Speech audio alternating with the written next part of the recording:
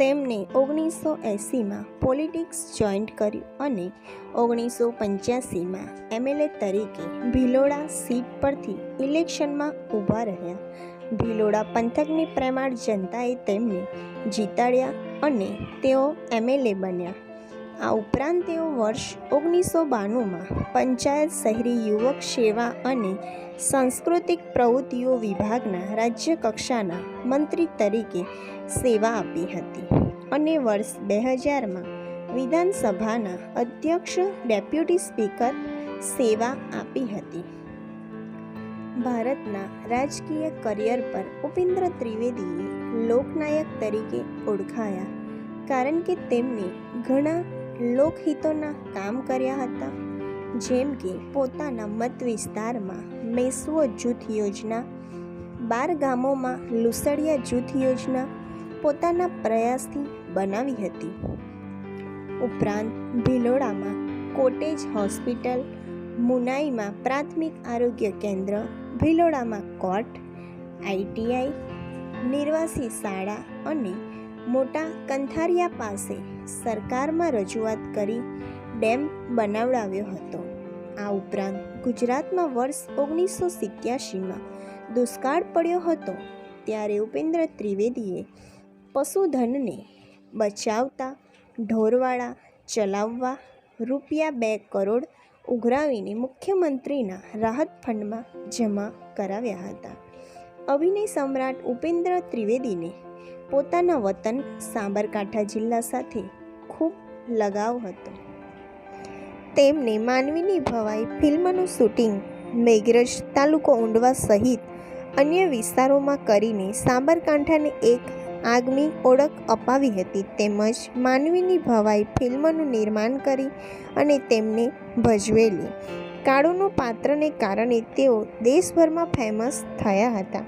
વર્ષ 1961માં ગુજરાતી ચિત્રપટ ઝેરનો પીધા, જાણી રે જાણી, ત્રિઅંગી નાટકમાં પણ પ્રથમ વખત જ લેખક, દિગ્દર્શક અને અભિનયની જવાબદારી સંભાળી હતી.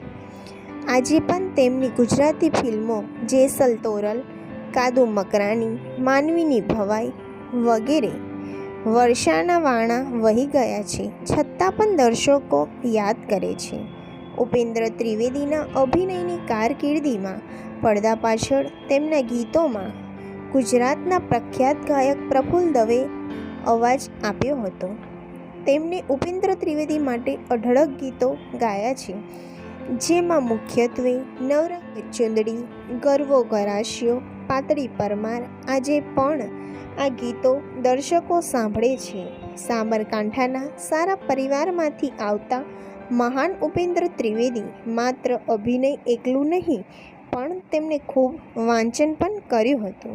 ઉપેન્દ્ર ત્રિવેદીજીની એક નાનપણની વાત કરીએ તો એ જમાનામાં ઇન્દોરમાં રામલીલા ભજવાતી ત્યારે તેમના ભાઈ અરવિંદ ત્રિવેદી અને ઉપેન્દ્ર ત્રિવેદી રામલીલા જોવા જતા અને ઘરે આવીને તીર કામઠા બનાવી ઉપેન્દ્રભાઈ રામ અને અરવિંદભાઈ રાવણ બનતા.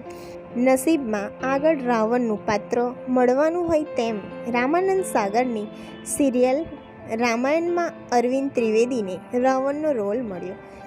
ત્યારે રામરૂપી ઉપેન્દ્રભાઈએ અરવિંદભાઈને લંકેશનો બિરુદ સાચા અર્થમાં આપી દીધું. પછી હંમેશા તેઓ તેમને લંકેશ કહીને જ બોલાવતા. તેમના એવોર્ડની વાત કરીએ તો તેમને ભવનશાહ યોજિત આંતર કોલેજ નાટ્ય સ્પર્ધામાં ભીતરના વેન નાટક માટે પ્રથમ ઇનામ પણ મળ્યું હતું તથા 1989માં પદ્મશ્રી એવોર્ડથી સન્માનિત કર્યા હતા.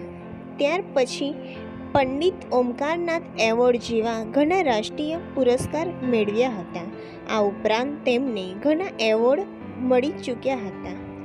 તેઓ ખાવા પીવાના અને ફરવાના ખૂબ શોખીન હતા. તેઓ ઘણીવાર જાતે જ રસોઈ બનાવતા. જમવામાં તેમને દાળ ઢોકળી ખૂબ ભાવતી ને સાથે ભાત ખાવાનું બહુ પસંદ કરતા. તેમને વાંચવાનો ખૂબ શોખ હતો. તેઓએ ઘણી કવિતાઓ લખી હતી. જ્યારે તેઓ બીમાર પડ્યા અને પથારીમાં હતા ત્યારે તેમણે યમરાજને એક પડકાર ફેંક્યો હતો અને એક ગીત લખ્યું હતું. આ ગીત હતું, મારી નાખો નાગણી, જગાડો માયલા ભમરા, અમીરસ પીવો સંતો, જગ મારે જમરા. જેમાં નાગણી એટલે વાસના અને ભમરા એટલે અહંકાર. આ ગીતનું કમ્પોઝિશન પ્રફુલ્લ દવે કર્યું હતું. આમ ઉપેન્દ્ર ત્રિવેદીજીનું કાવ્ય સાથે કનેક્શન પણ અદ્ભુત હતું. ઉપેન્દ્ર ત્રિવેદી મનુભાઈ પંચોલીની નવલકથા ઝેર તો જાણી પીધા છે જાણી જાણી અને પન્નાલાલ પટેલની નવલકથા માનવીની ભવાઈ ઉપરથી પણ ફિલ્મો બનાવી હતી. ગુજરાતી ફિલ્મ ઉદ્યોગના સુવર્ણ યુગના સાક્ષી અને જે માણસ એ ગુજરાતી ફિલ્મ ઉદ્યોગનો એક નવી ઊંચાઈ આપી હતી. આ યુગનો અંત આવ્યો જ્યારે લાંબી માંદગી બાદ મુંબઈમાં ઉપેન્દ્ર ત્રિવેદીજીનું તારીખ 4 જાન્યુઆરી 2015ના રોજ દુઃખદ અવસાન થયું. તેમના ફિલ્મોનું લિસ્ટ આ પ્રમાણે છે.